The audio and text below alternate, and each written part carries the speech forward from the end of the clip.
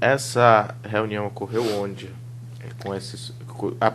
O senhor falou que houve reuniões contínuas e aí, a partir de um momento, houve uma cobrança clara. Clara. Essa reunião Qual foi o valor, o senhor pode repetir? 35 milhões de dólares. E essa reunião ocorreu no Rio de Janeiro, no Hotel Copacabana Marriott, no Hotel Marriott de Copacabana, na suíte presidencial. Quem estava presente? Nessa reunião estava presente o Alejandro Toledo, o Joseph Maiman, o presidente do Peru, né? O presidente do Peru. Eles naturalmente estavam numa sala ao lado, porque era uma suíte presidencial, havia vários ambientes.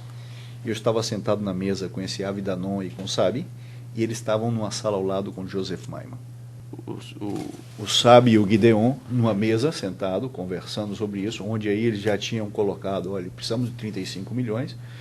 Eu me queixava que esse valor era um valor absurdo, que era um valor muito grande, certo? Que não ia conseguir ter nenhum resultado, nenhum benefício se tivesse que pagar uma quantia como essa.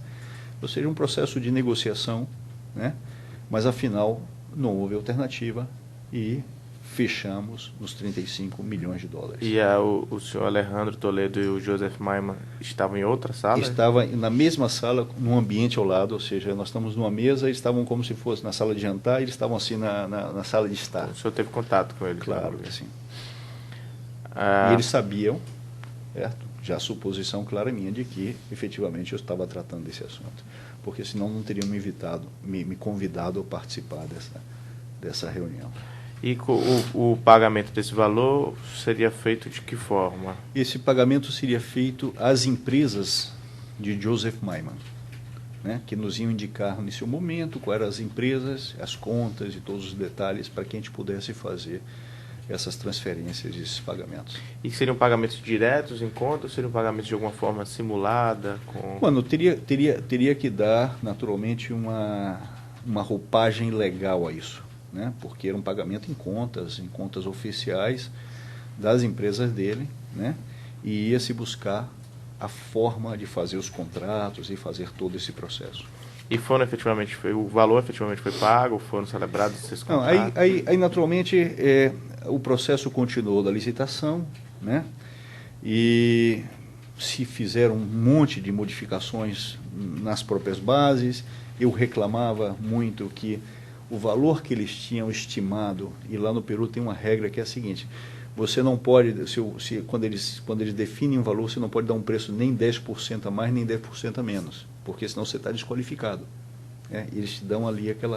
E esse valor não alcançava, não era suficiente para poder você apresentar a proposta e ter resultado. Então era um valor muito, muito reduzido, muito abaixo do que nós esperávamos, né?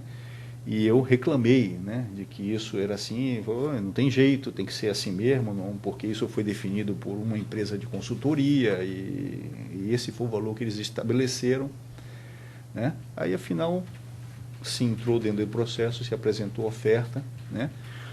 E eles disseram, não se preocupe, porque depois, se o senhor ganhar, né, nós vamos buscar forma de melhorar isso. E, na verdade, esse processo, a licitação, a adjudicação, a Bonapro aconteceu em junho de 2005, e em julho de 2005 eles foram embora. Acabou-se o governo. E eu fiquei com um projeto com preço baixo, né, com um compromisso de pagamento com eles, né, e sem a interlocução com o novo governo. Então a companhia ganhou a licitação, efetivamente. Ganhou a licitação.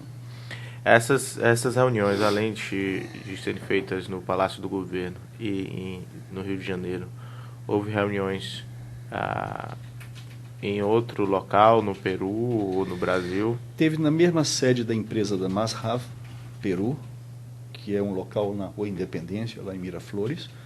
Teve aí algumas reuniões. E depois, naturalmente, quem ganhou a licitação. As reuniões se davam, inclusive, tinha um apartamento que o senhor Maiman tinha lá no Peru também. Teve algumas reuniões lá.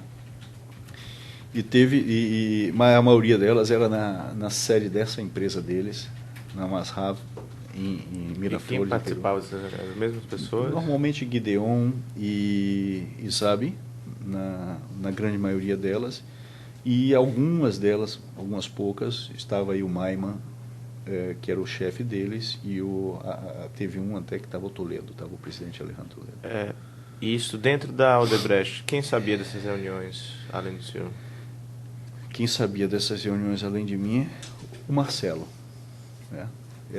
O senhor sempre mantinha contato com o Marcelo, atualizando dessas... Não permanente, porque o Marcelo viajava demais e essas coisas não se comentavam por telefone. Então essas conversas só aconteciam quando havia encontro presencial entre eu e ele, que eu lhe contava um pouco as histórias, e mesmo assim quando havia tempo, porque muitas vezes encontrava em reuniões multitudinárias com muita gente e você não tinha sequer tempo de entrar e discutir os assuntos. Mas ele sabia dessas situações específicas? Sabia. O senhor chegou a comentar com ele? Sabia. Ele comentou alguma coisa?